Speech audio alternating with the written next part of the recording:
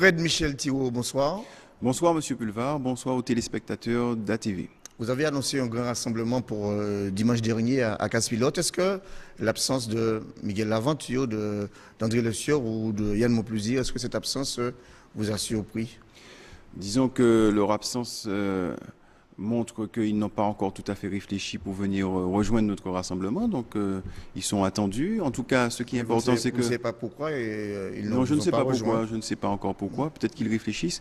Mais en tout cas, ce qui est important, c'est que nous étions très nombreux, présents. Il y avait beaucoup de formations politiques, l'UMP, le MoDem, le Parti radical, donc vous voyez, donc le PRM. Donc le rassemblement avance, nous construisons et c'est ce qui est important. Mais est-ce que ce rassemblement peut se faire sans les forces martiniquaises de progrès? Mais il faudrait leur poser la question, mais ce serait intéressant de toute manière qu'ils soient là, qu'ils soient présents, puisque plus le rassemblement est vaste, plus nous aurons de chances de convaincre la population et de remporter les élections en 2014 et en 2015. Mais dites-nous, quand vous avez préparé ce rassemblement, vous avez eu un contact téléphonique avec André Le Sieur, patron des FMP. Ce n'est pas la première fois d'ailleurs qu'on fait ce rassemblement. Je vous rappelle qu'il y a eu déjà un premier rassemblement. Pour celui de Casse-Pilote, celui de dimanche dernier. Alors je disais qu'il y avait déjà eu un premier rassemblement en octobre 2012. Nous avions déjà invité nos partenaires des FMP. Ils réfléchissaient à l'époque. Nous avons donc lancé ce deuxième rassemblement. Nous les avons également invités puisque nous sommes allés à leur siège les inviter officiellement. Et effectivement, ils nous ont dit qu'ils réfléchissaient, donc je suppose qu'ils réfléchissent encore. Ils n'ont pas fini de réfléchir. Mais dites-moi, est-ce qu'il n'y aurait pas un contentieux entre André Le Sieur et vous? Non, du tout. Par rapport aux dernières élections législatives, vous étiez Non, j'ai déjà répondu à ces questions à maintes reprises. Il n'est pas venu dimanche dernier. Non, non, il faut que les uns et les autres mettent leurs orgueils de côté et puis qu'ils travaillent dans l'intérêt de la Martinique. Je ne vais pas revenir sur cette question, mais tout le monde c'est doit l'occasion puisqu'il n'est pas venu. Il n'est pas venu hier à mais il faudra lui Casse-Pilote. poser la question de savoir pourquoi il n'est pas venu, mais je ne veux pas polémiquer dessus. Le rassemblement, c'est un large rassemblement et toutes les personnes qui se sentent de notre sensibilité sont invitées à prendre part à ce rassemblement et à apporter leur pierre à l'édifice. Très bien. Alors, quelles sont les perspectives de ce rassemblement? Les perspectives, est-ce qu'il faut d'un chef et qui doit être chef? Ce n'est pas ça le plus important. C'est un rassemblement qui est bâti sur des valeurs et une volonté de mettre en place un projet pour la Martinique. Ce qui a manqué beaucoup à la Martinique, c'est justement un projet concret, ficelé avec un objectif sur 10 ans, 15 ans. Que voulons-nous pour la Martinique, pour l'agriculture, pour l'économie, pour le social? Voilà ce qu'il manque à la Martinique. Et nous avons déjà commencé à travailler dessus, puisque vous savez que ma formation politique, l'UMP, a bâti un projet. C'est un projet que nous allons étoffer et renforcer avec nos nouveaux partenaires. Et ce projet, nous allons le présenter aux Martiniquais. Donc, nous commençons déjà à aller dans les communes, le présenter, parce que c'est le projet qui est le plus important. Mais dites-moi, et pas qui sera leader, mais c'est d'abord le projet. Cela dit, vous avez beaucoup parlé des prochaines municipales, vous voulez y aller unis. Or, aujourd'hui, il y a encore des hésitations, des réticences. Mais nous y irons unis avec ceux qui seront dans ce rassemblement. Et évidemment. Ceux qui ne seront pas dans ceux ce qui rassemblement. ceux qui ne seront pas dans ce rassemblement, eh bien, on ne pourra pas travailler avec des gens qui ne veulent pas travailler avec nous. Cela dit, est-ce que cette déclaration de Gabriel Lagancourt, qui s'est positionné comme éventuel leader de la liste en 2015, n'a pas freiné Non, certains? il a simplement dit clairement qu'il était candidat à la candidature. Il y en aura d'autres et le moment venu, nous verrons qui est-ce qui est le plus à même de conduire la liste. Le plus important, je vous l'ai dit, ce n'est pas qui est le leader, qui est en tête de liste. Le plus important, c'est le projet. Qu'est-ce qui peut faire Quel projet pour la Martinique? Qu'est-ce qui peut faire décoller ce projet? Non, mais le projet, nous sommes en train de le finaliser. Je vous l'ai dit, puisque nous avons déjà travaillé dessus.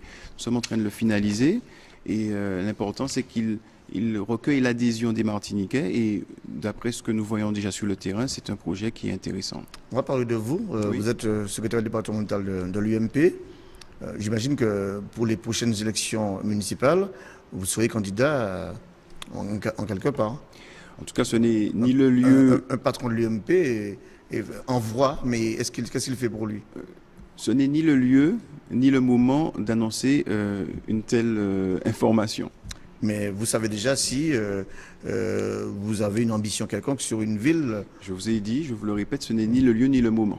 Et puis c'est un travail d'équipe. Vous parlez des municipales, c'est pas comme aller aux législatives ou aller au cantonal. C'est un travail d'équipe. Donc il faut réunir une équipe, savoir ce que les gens veulent. Et donc ce n'est pas le moment de l'annoncer ni à ce micro, ni un an avant une échéance. L'objectif de l'Union, c'est bien de se positionner sur toutes les communes de Martinique.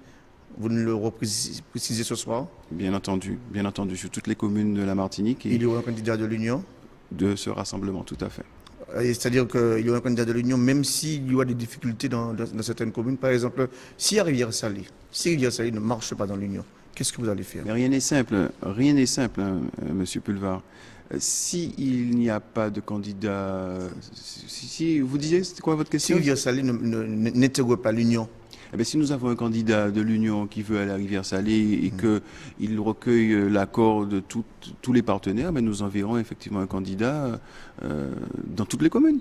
Vous avez entendu parler de cette élection de la collectivité unique prévue initialement en 2014 et qui a été fixée en 2015. Oui. Qu'est-ce que vous avez à nous dire par rapport à ça? Vous adhérez à cette proposition, à cette décision du gouvernement ou vous la condamnez? Vous connaissez notre position, on aurait préféré que ça se passe le plus tôt possible. Plus on tarde à mettre en place une collectivité, plus les Martiniquais attendent que des mesures utiles puissent être mises en place.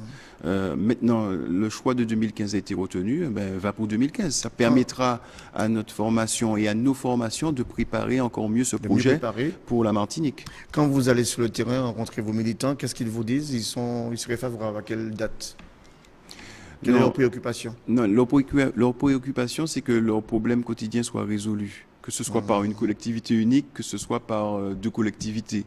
Moi, je crois que pour ma part, on pouvait aussi travailler avec deux collectivités. On a pu, par exemple, partager les compétences de chacune des collectivités, parce qu'aujourd'hui, il y a des doublons, il y a une collectivité qui marche sur les pieds de l'autre et vice-versa. Donc, on aurait pu aussi partager les compétences un peu mieux. C'est d'ailleurs le rôle et la mission du Congrès. Bon, ça n'a pas été fait, on a préféré faire une collectivité unique. La population a tranché, d'accord, mais ce qui est important, c'est qu'on arrive à résoudre leurs problèmes, que ce soit avec une collectivité unique, que ce soit avec deux collectivités, que ce soit d'ailleurs avec 34 collectivités, puisqu'il y a aussi 34 communes à la Martinique. On aurait pu dire aussi, mais il y a trop de communes en Martinique, pourquoi cet émiettement? Faisons 15 communes. Tout ça, c'est des formes, c'est du formalisme. Le plus important, c'est que les problèmes des Martiniquais soient résolus d'une manière ou d'une autre. Merci Fred Michel Thibault. Merci à vous. Très bonne soirée à vous. Merci à vous.